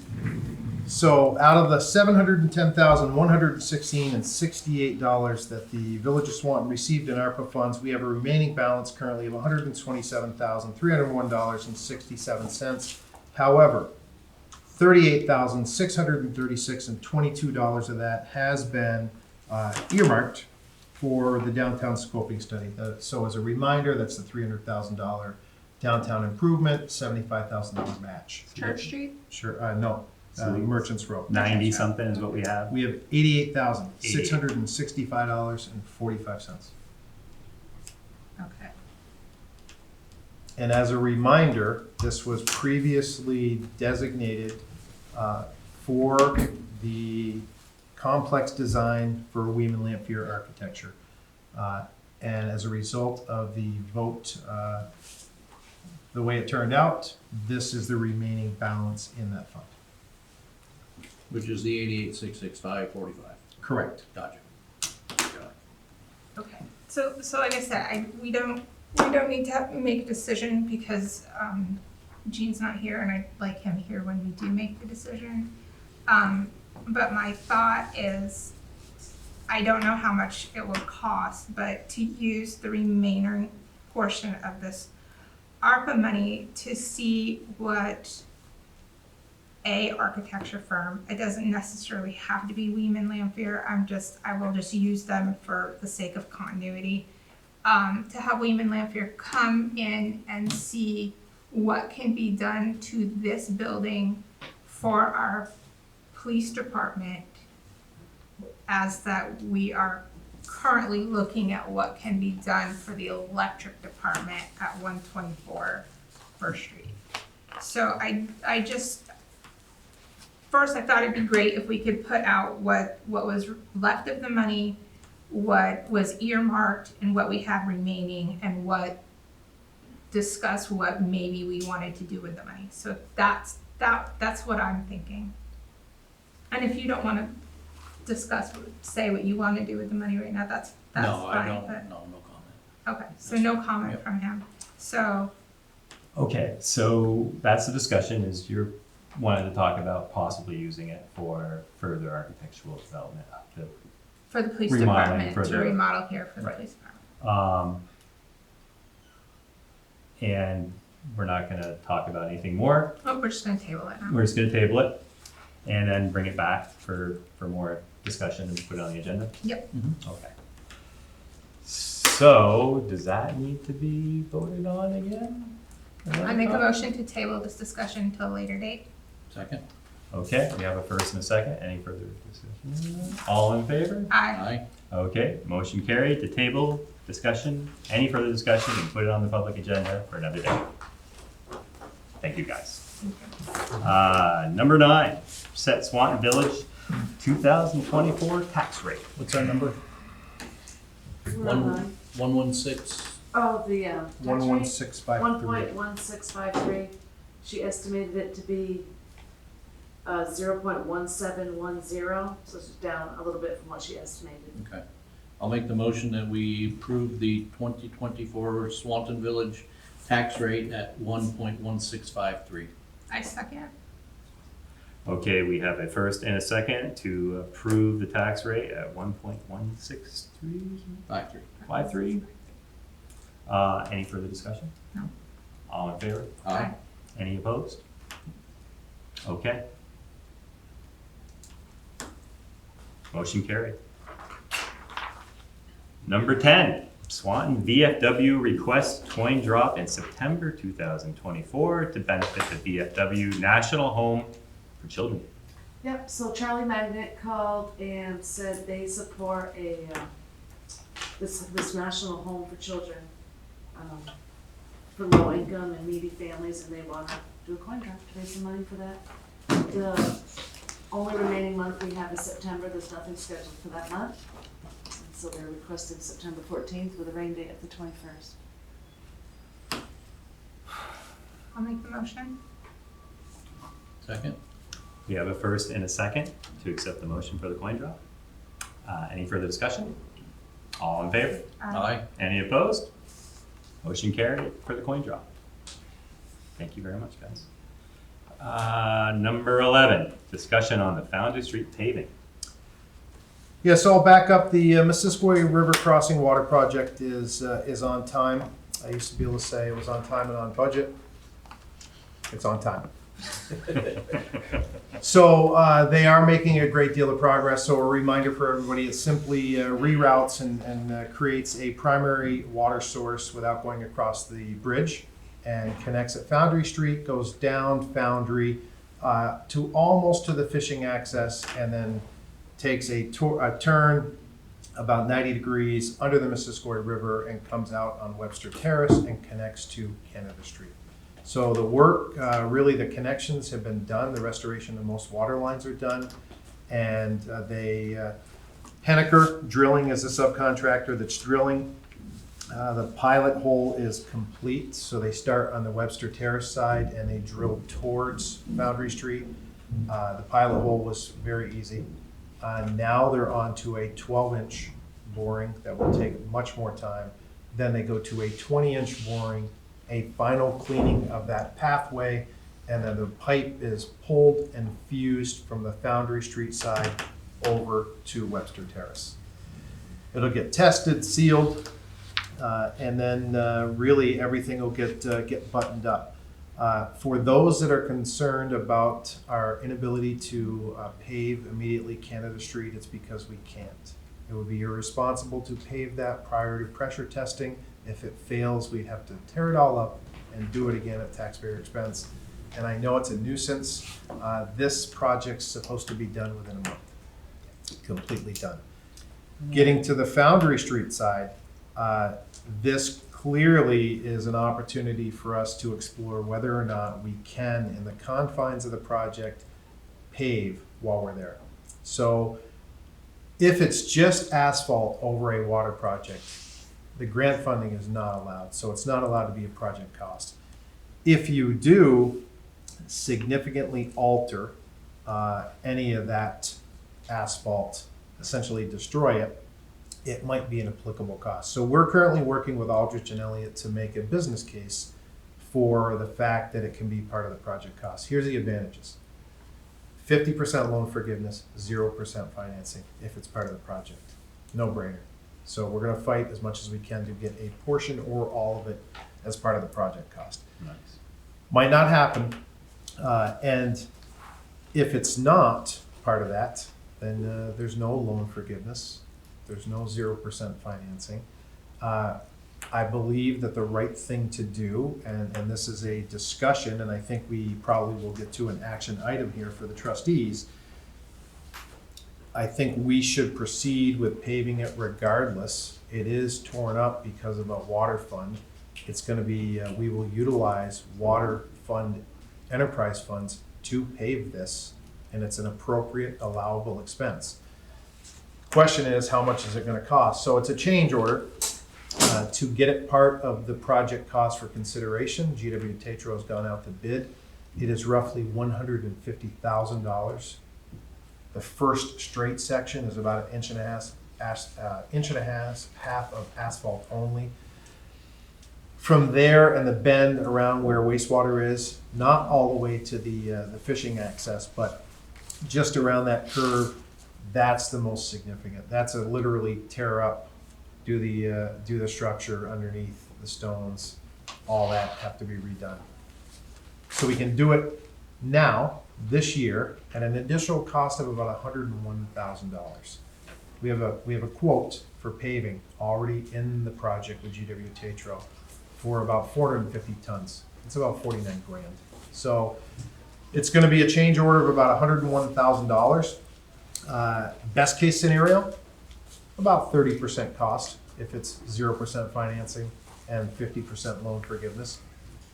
No matter what, if we do it, it's not coming out of general funds, and I think that's the most important for the taxpayers. We can absorb this without having it impact our rates at this time out of water funds, and Foundry Street gets paved, and it should be paved. So I would just be looking for a motion to allow us, I don't think we need a dollar line item, I think I highlighted that, and those are quotes. Just some authorization from the trustees allowing us to do that. You need to wrap, I Yep. couldn't wrap my head around the 150 and the 101. Yeah, Can you start again? I'm sorry. yeah, I can. So there is a paving line item budget in the $2.2 million project. Okay. That encompasses about 450 tons.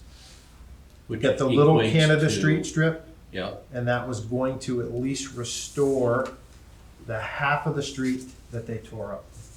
okay. So that's part of the project. So they still put that into the $150,000 to do it all. So our cost is decreased. Aldrich and Elliott believes it's about $101,000 extra on top of the 2.2 million to pave it from the intersection near the bridge all the way around our pump station, just around that corner, where it kind of ends now. Do we know when the last time they actually paved? Forever ago. That's Yeah. basically what the residents are saying. Yeah. So it's a significant savings versus having to look at it down the road. Well, if we don't do it now, we technically could do it next year with water funds. But the way we normally do our streets, we have a very small paving budget, a very small sidewalk budget. This is getting something done with enterprise funds, again, that our ratepayers pay, but that we do have enough money to cover without impacting rates. Okay. It seems to be a win-win, albeit an expensive one. And you said 50% loan forgiveness of the 101,000. Not necessarily. The state of Vermont could say it doesn't apply, it doesn't qualify. It could be only for a portion. I could easily see the state of Vermont saying no for the straight shot from the intersection down to the T where those cones are now, because it does not cover, and this is standard within these types of grants, it does not cover your 1.5 inch, I'm having trouble with that one tonight, of asphalt for overlay. Yeah. I think it will cover the rest. The thing is I would not say that, I would say 70% of the pavement has been dug up. We're making a case What's for left of all it? of it to be included. Pummeled. Yeah. So what motion are you looking for? So. Oh, do you want a motion? I don't even know as the village manager that I need one, but just So some type do of you want, acknowledgement. okay, a motion for you, the village manager, to have authority from the trustees to handle the paving of Foundry Street this year, To pursue. to pursue. Yeah, I think to pursue is good. To I think pursue, that covers okay. it. Yeah. That's my motion, for you to pursue the paving of Foundry Street this year. That's my motion. And I'll second. Okay, so we have a first and a second to continue to pursue the paving of Foundry Street. Any further discussion? None. All in favor? Aye. Any opposed? Motion carried, Bill. All right, Thank thank you. you. Now we move on to you, Bill. Number 12, village manager. All right, we're gonna be quick. Okay. I think we are actually. So the electric department, everybody knows that we had yet another storm, absolutely hammer us. Pretty fortunate in the village. Our crew was out, the entire crew was out Friday night late. Again, that partnership where we work hand in hand to include on call, Swanton and Enosburg, is just continues to pay dividends. So we go where they go on mutual aid. We were in our area, our respective areas, only until Saturday morning, and then both teams, 10 members, 5 and 5, went and did mutual aid for VEC, Vermont Electric Cooperative, throughout the weekend. They got in Sunday night at 2200, 10 o'clock. So they are tired, but again, that agreement, that cooperative work with VEC goes a long way because they help us in a time of need, and that's a real partnership with one of the larger organizations. So they have been out and about, and they were released on Sunday night, and most of the crews from out of state went home then, and Green Mountain Power's crews actually assisted VEC the rest of the way. And as of early this evening, there were still people with outages. So I don't know how that was impacted everybody here. If you were on Swanton Electric's power, you fared well. If you were up near the Tyler place and you were on VEC, you didn't fare so well. We just got power on this morning, Yeah, or yeah. 2 hours ago, I should say, Really? in Fairfield. Yeah. So, Yeah. My only concern was getting multiple phone calls for a fire alarm at 98 Spring Street. Is that you? And it was just a tree down. Oh, Okay. yeah. I think all of us were like, Adam, are you okay? So they have been busy, and now they're getting that follow-up call, not just Public Works, but our electric department, every electric department in the state. Now they have to prioritize all those calls they're getting for the trees that are either on or on communication cables, consolidated, or heavily leaning. So our budget for removing trees that are in a It's precarious huge. position, we're gonna triple it. Okay. We'll come close. We'll at least double it. It's 100,000 a year. We will go to 200,000. I guarantee it. And if we have to go to 300,000, we will. It's that, or you lose power. There's no choice. Or, well, the brighter side is there's less trees to remove. That's true. We're going to be ahead of the game. So it would be ahead of it. That's right. Right. And as far as, should we mention anything about, so if people in the village have trees and limbs they can cut up, put on the side of the road. Put them or roadside. pick 'em up. We're making the rounds. Public Works will be out getting those. They hit that pretty hard this afternoon, and they'll keep going. It's going to take a little while. But, yeah. So And some people may not be aware of the public site that we have off Route 7 as well. Yes. So, yeah, we that's been a pretty good topic here in meetings recently. But certainly the stump dump is available for all Swanton residents. Swanton resident. Yes. Just quick question, Bill. And I have a limb that's broken, it's hanging over the river, do I call a state of Vermont to get rid of it? I don't. It's probably not a real question. Thank you, though. Now your trustees. okay. So that's the electric department. I'll take care of it. By the side of the road. I think everybody's aware that Pretty the fine. trustees approved the Weeman Lampier contract to start looking at space requirements for moving the electric department and anybody in this wing. That includes anybody that you walk in all the way to our electrical engineer and even Heidi in the cubicle back there. She's not there right now. Relax. She's not. We're all like, "Heidi." But our first meeting with Weeman Lampier, our kickoff is August 22nd. That really is, we're going to take a real deliberate approach to first identifying what we believe that we need for square footage requirements. And then as we get along, move along, we will have a discussion and an ongoing public dialogue about that. Fire department. The trustees and the village president went over and looked, and anybody else that's here, because they're in the house that wants to take a peek. Our ladder truck was involved in an accident Friday. There were multiple calls in the storm, and they were heading down Woods Hill. When they got the call to the collapsed building, people confined to space rescue in Elbert. So our ladder truck was responding, crossing Johns Bridge when unfortunately a great blue heron made a bad decision and flew in front of the truck and smashed the passenger side windshield. So the truck is out of service for a couple of days unless it's a similar life emergency, and it will go. Passenger side, right? It's the passenger side, Passenger so it will go, but it should be fixed within a couple of days. But it is amazing what a relatively small bird, because it's not that big body-wise, can do to a windshield of a fire truck. Nuts. Yep. It's quite an impact. Let's, any questions about any of that? Let's talk about the bridge. So I think everybody knows and is well aware that we opened the bridge after 15 days, 5 days early of the anticipated opening, which is great news. That was on July 24th.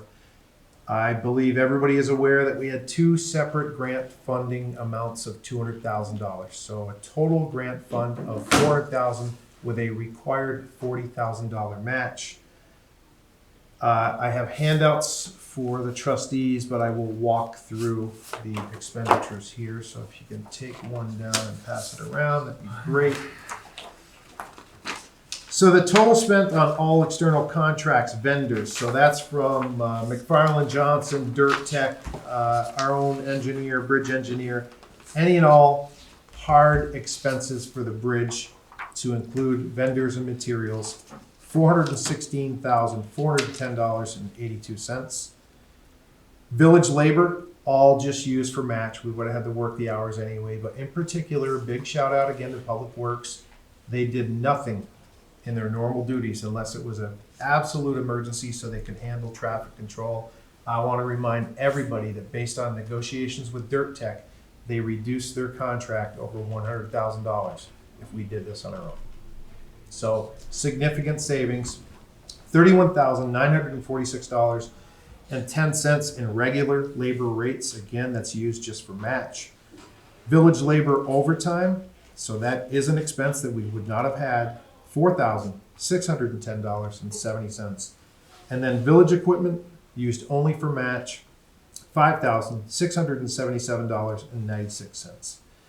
So at the end of the day, we are over in absolute costs that we have to pay out by $21,000, $21,021.52. 5%. Roughly. That's pretty darn good. And we met our match of $40,000. So At the end of the year, though, this was not a budgeted expense in Public Works. So we will have to identify an appropriate fund to transfer funds from that fund. Commercial building, it could be interest on ARPA. If you noticed on the ARPA handout, we've already gotten almost $14,000 in interest. That's an appropriate use of that. There's a lot of possibilities. What we want to make sure we don't do is harm Public Works. I know hopefully not in the eyes of any voters, but this is an absolute strain on their budget. Yet remember, they did all of that work to save us over $100,000. The other bonus is, and it's noteworthy, is that we had to, when we assumed responsibility for that detour, we bought over $20,000 in signs, all of which we now own, all of which we can reuse on a regular basis, saving us a little bit down the road and alleviating budget pressure. And rent out. Yeah. Yeah, That too. and I can only share one, and it's only a thing that they, so at the final stages of wrapping up the bridge people asked me to go take a look underneath because they were looking at the damage that we've been concerned about for a long period of time. And the guy who owns the company didn't think that the damage or the degradation to the superstructure is as bad as we've been thinking that it might be. That the bearings are easily replaced, and we might be able to do something to get a much longer stretch out of the bridge than we were thinking, which would be fantastic. But it's going to be up to the state to come back and look at that information and the photographs that they provided. And but I crawled underneath it, as fun as it was, and I saw their points, and there isn't really that much damage to the. It looks like it did 60 some odd years ago. They're not seeing much cracking through the superstructure of the deck. And the fact that where the most degradation was expected was where the salt and everything was going through the old mechanical joints. Now I have the new rubber joint. There isn't any more water, salt going down through that area. So the degradation that has been occurring is consistently kind of stopped for a while, and should be looked at. That maybe we need to do is just to do a little spruce up and clean up and have it redecked or repaved to keep the water out of the subdeck. And a lot of what you're seeing for the cracking of the pavement is it's worn down so thin there isn't much there, and so it's just peeling off the concrete. And So those are hopefully- interesting. Yeah, hopefully facts the to find. state's gonna come back, see the same thing, and And that's why they finished When they- ahead of time, is they didn't have as much work to do Yeah. with the two joint areas as they were expecting once they got into it. Good. So once again, it's gonna be up to the engineers and the state, but it was a positive thing to learn. That's good. Yeah. So, and the final piece, we did get a little bit of feedback on how the patchwork looks. The patchwork was just that, it's patchwork. The bridge paving, even though we own the bridge, is the responsibility of the state of Vermont. They're next scheduled to come back and pave that bridge in 2036. It gets replaced before that. So, for the voters out there, we can go ahead, we can mill it, and we can pave it at our expense, very expensively, only to have it torn up and replaced in 5 years. Seems irresponsible.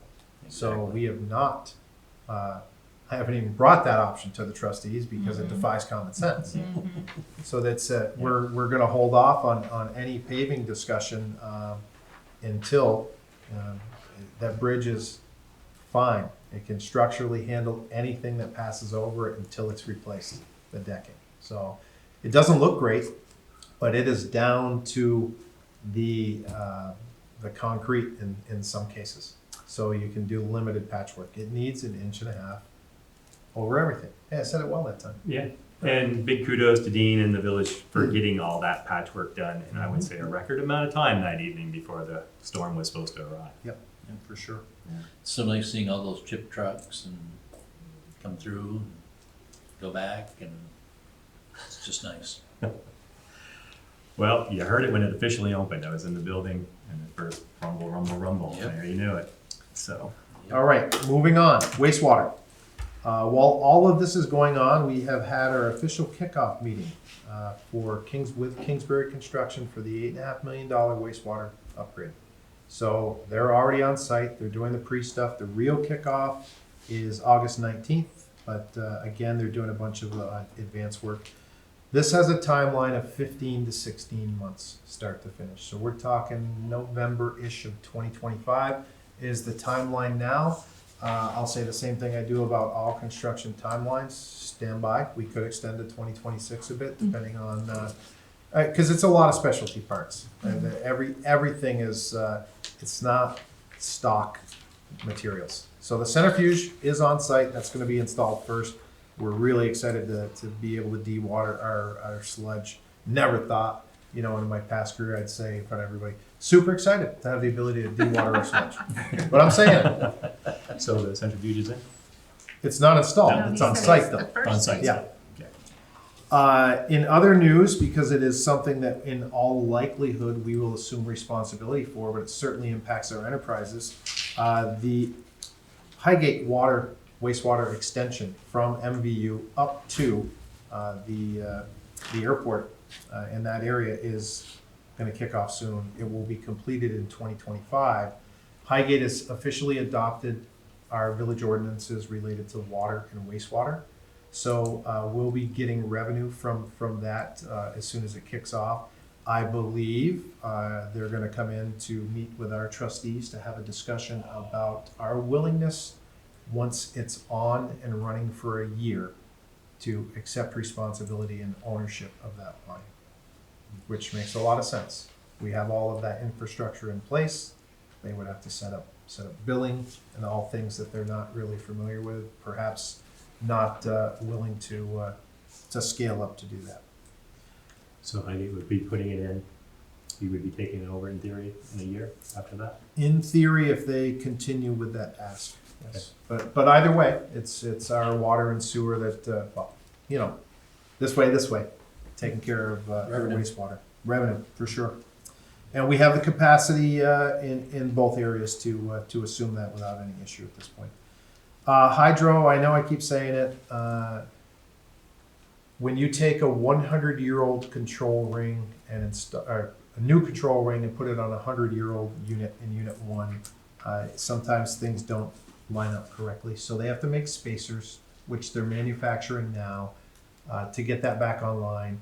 That Unit 1 meg hydro unit turbine, and Unit 2, same size, are going to be let's go soon. I'll just say soon. You've Okay. been saying that since I know. March, my friend. It keeps raining and there's still a lot of water, so. So the installation is time sensitive. So I mention that because I know there's been an interest from the board to go ahead and get in the penstock. Penstock at that time will be wet, dangerous, not an ideal time for a tour. That opportunity should be during our annual maintenance period, which is the second week of September. So if you want to climb into penstock or the rubber, I think you want to go I've been there. I've been in the game, so. But the penstock, Yeah. What do you think, Anywhere. Chris? No, thank you. There's a lot of steps. But it's Fun all clean. steps. It's all cleaned out and dry then, so it's less dangerous. Yeah. And we're gonna try to change and get these units running Right. in 3 to 4 hours from start to finish. From drain the penstock and go. We gotta line up the wiki gates. It's another Yeah. thing that I never thought I would say. So Chris, you've done the penstock tour? Oh, yes. Yeah. And we put the icebreaker in up top. Yeah. Yep. I did the dam tour a long time after it was first put in. Can't see a darn thing in Great it. facility, I'm Yeah. telling you.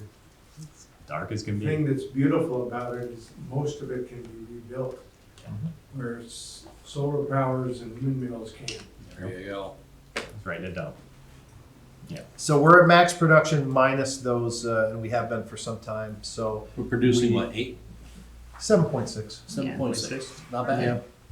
Yeah, I mean we're spilling, so it's wide open. It will be probably spilled till Wednesday or so. Yep. Yeah.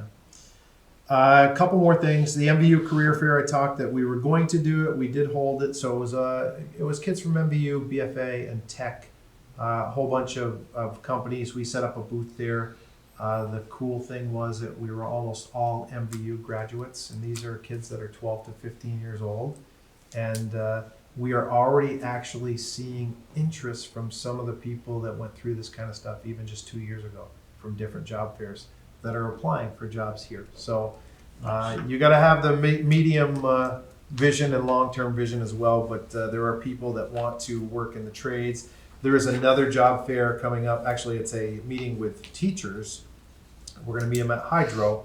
Two different groups of teachers. It's organized by FCIDC, Franklin County Industrial Development Corporation, and they're trying to push schools to recognize the trades equally with the college track. And they feel right now there's still a disparity, and we're trying to fill these critical roles in certain industries, and we're struggling to do that. Not us, we're fully staffed, minus one police department opening, but others are struggling mightily. Let's close this out strong. Let's talk about brownfields. So 124 First Street next door, we continue to work with the state of Vermont to recognize the opportunities to address data gaps in the soil analysis. So we welcome the opportunity to be good partners with the state of Vermont, with Northwest Regional Planning Commission, and with our vendor consultant KAS. The good news is we're in the BRELA program, and we'll be protected, indemnified when we pass all of this.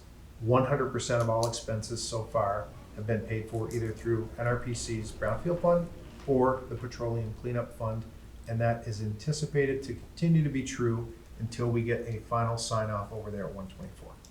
Final sign-off is actually a pretty good achievement because it protects you from anything. The state of Vermont assumes all responsibilities for any contaminants or issues for the life of that property, for as long as it exists. So that's a good program to be in.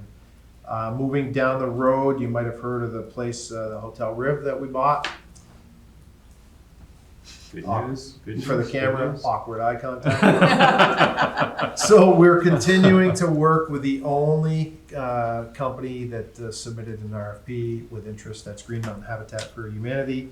And we met with them and regional planning to talk about the next best steps.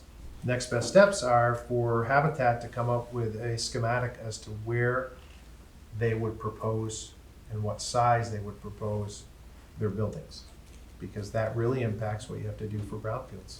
If they're not going to do a basement, and they're going to cover, that impacts it just impacts some of the things that we might have to do to remediate the contaminants that are there. So, continuing that discussion, I will say with all confidence that we will not be closing any deal in 2024. This is going to go into 2025 for sure. What are they proposing for units? A few units? They propose up to 6, meaning when you're looking at the property from the roadway, you would have the entry in the center, 3 units on the right, 3 connected units on the right, 3 on the left. If it works with brownfields, if it works with zoning. I mean, there's a lot of unknowns. Right now, that is the only organization that responded. Once again, I think the board would be willing to sell that on the spot right now, $150,000. Yep.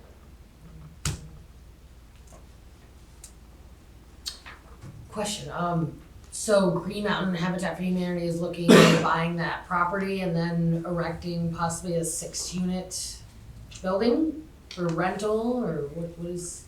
They always They leave sell their houses. Yeah, So they would be privately owned, 6, up to 6 units. Truck taxes. Yes. do they sell their houses? Cause I thought Habitat for Humanity They sell They They sell. sell. to, to you low know, income. to low income, Correct. Yes. They don't rent, they sell. so The process to apply for would be They- 6 separate units, that's what Yes. I'm curious about. Yeah, Like they, mortgages, One building, cause I yeah. don't see low income even being able to afford a 6-unit, one building. that. No. You buy each No. one Yeah. separately. Like a So condo. they would Probably sell like a one condo. unit, and they'd sell the next unit and the next unit. It'd be They 6 sell it single separately. houses, I think, is their It's like a theory. duplex, That's how very they usually do it. non-traditional. They It's owned said, by 2 people. yeah, It just Right. happens to be a duplex, but Oh, okay, somebody owns so- this piece and someone owns. Condominiumized. Yeah. Thank you. That's what I was thinking, I was just gonna say, so it's like a condo, Yeah. Takes them Right. about 2 years per unit, so it would take a long time. that's 6 opportunities for low income families. No one else responded?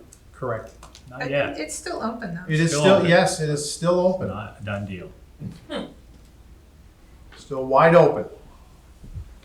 And you guys would take 150, is that what you're saying? I'm kind of saying You're that writing a as, check. Yeah, based well, I upon- work Sunday. based upon past discussions, yeah. The advantage of Habitat is that they are also a nonprofit. They have the same rights to brownfields funding as we do, as a municipality. Where others that are not a nonprofit, and they don't have that status, do Yeah. not have that ability. That's why it's difficult for others to navigate this discussion. I like the idea because that also helps with housing. That Yes. could be possibly 6 more units. Mhm. What more, it's not like a huge spot, but it'd be 6/10 clearly acre. zoned well enough for 6 parking, The so. quirky part of that scenario is how much of the square footage of the lot they're gonna have to disturb to put those 6 units upon. Oh, That's the parking. issue. Yes. Yeah. Is there a mandate, like an ordinance when you build here that you must have like 2 parking spots per unit or Well, anything like that? the catch here is a brown zone issue. Right. So how much you disturb is a complicated Oh, scenario. okay, so they may not even be at 6, they could lower, to 4 or something. It's still a process. All depends what their schematic comes back All with. depends on what. Lots of they can unknowns bring at this forward. point, Yeah. which is So why it's- we're not gonna see, Yeah. we're not gonna see construction happening, this year. Thank you. Thank you. Thank you, That's- Bill. Is yeah, that- that's, the end of the? Oh, there's so much more, but that's it for tonight. Okay. Any other necessary business? I only have a couple things. One is just a reminder to the general public that LaFar Street is for compostables, not for wood, and especially not for pressure-treated painted lumber. Thank you. The other thing is that we received a citizen complaint about parking on the corner of Academy and Church right along the park. So we're going to mark that as a no parking. So, Town hall? yeah, you go right around the, just like as you're going around the, by town hall, go around the corner, that little corner piece. of the On park. Church Street, so. Yeah, Okay. yeah, so we're gonna mark that as a no parking, so. And, lastly, the last few months I've had some little events going on. The block party was a great turnout. I have a lot of good feedback about that, so we are planning on doing that again next year. And so I just want to shout out to Public Works for helping out with the traffic for that. And then just this past Saturday, I did a 5K for the Corn Fest. And a shout out to Hydro for letting me borrow their egg, and for the fire department for running traffic for me for that. I don't think I would be able to do all my little activities if it wasn't for the support I get from the people here. How was your car show? There It we was go. awesome. Talk about the car show. Yes, before I get to the car show, definitely a kudos to all of our crew over the last 30 days, if anything. You know, they've shown what a great team that we have here, and you know, and it starts at the top and it works its way down. So from the bottom of my heart, thank you. Yes, thank you. So, yes, the car show was great, 196 cars. I think Mr. Spear was in there, and we probably could have fit another 30 or 40. Easy. It was great. A 1970s Super Bee was voted best of show. Yep. So it was really, really cool. And again, great block party, national night out we Oh, that was had. great too, yeah. Just, you And know, thanks to lot of Codas for events. that ginormous flag. Yes. Thank you, Mikey. So, I think that And we're gonna- Friday Village Report cover. there you go. Well, before you do that, Yeah, it's gonna fly above our flags for veterans. oh, there you go. Oh, yes. So,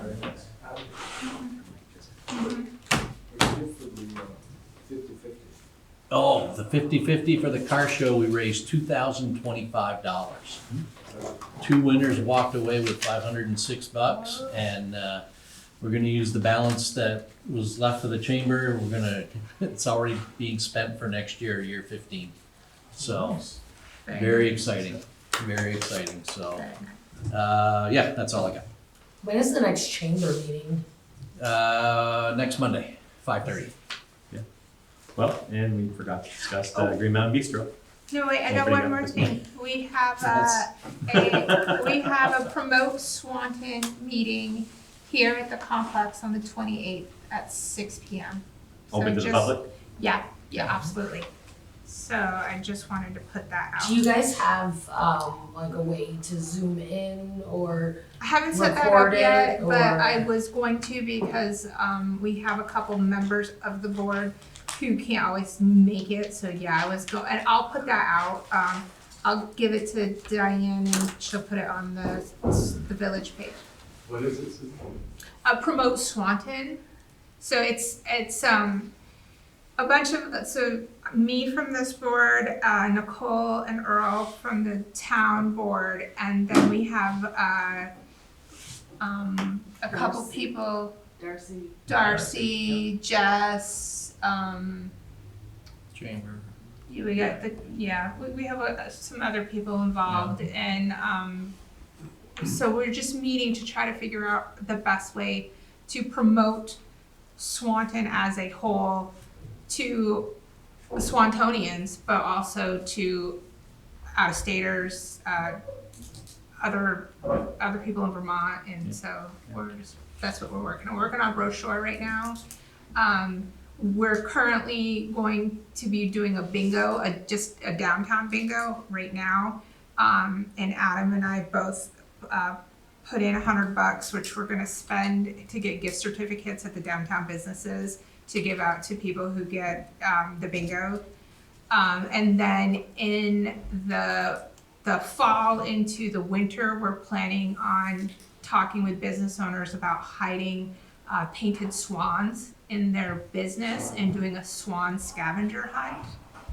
So that's what we're gonna work up leading to Christmas. That's going to be town-wide, and then there'll be additional gift certificates to win for that scavenger hunt. So those are just some things that we've been discussing on how to get people into our businesses and how to get, things happening for the area. But both town and village co-op. Oh, yeah. It's a joint board, and we have a member of the planning commission, we have a representative from the Abenaki Nation. So, anyone's welcome to come in and, say what they need to want to say and be part of it. Fantastic. So if you got good ideas on how to promote Swanton, come to the meeting. August 28th, Yes. At 6 p.m. at the, Here. here? Village. Sorry. One thing that I forgot to mention, please, public, report the crimes. They seem trivial, but we're hearing about way too many things from Facebook after the fact. These are nuisance, unlocked cars, theft of services from Hannaford. They're not insignificant. We need to react and respond and investigate. And to do that, we need to know about it. So you'll hear more on that topic at the next meeting, but it really can't wait 2 weeks. Please, if you hear of something, even secondhand, let us know so we can follow up. We really, we know what the root cause is. It doesn't mean that they're not gonna get the wraparound services that they might need, but it's not gonna get any better if we ignore the problem. And for the public out there, just call 911 or Yeah, if it's something that's happening right away, absolutely. And there have been some examples within the last week, right at Hannaford, where we hear about it 2 days later. And not for nothing, they came in and they, like a cartload, just walked away. Yeah. You gotta tell us, you gotta call us. It's as soon as they leave that threshold, it's a crime. If they break into your vehicle, even if it's unlocked and they steal a bunch of stuff, yes. we need to know about it in order to properly investigate it. So we're just looking for the public help, that's all. Great. Yes, thank you. Any other I would just like to say necessary business? thank you to Bill and Diane for taking the time to meet with me and for answering my questions. David for reaching out and wanting to get involved in our conversations as well. I need to say this earlier, but my phone number is 802-528-6716. Email ccooper20786@gmail.com. If anybody wants to communicate more, reach out, has questions, wants to invite me to things as well. We're all busy, all have things to do, I won't be able to go to everything, but, yeah, so that's all, thank you. Thank you, Siobhan. Thank you, Sean. Thank you, Chris. Sway it once again. Turk. Neil and Gordon for coming and participating in a really great discussion. I'll make a motion, we go into executive session to discuss personnel. Thank you, guys. I'll Thank you, second that motion. Good night, everybody.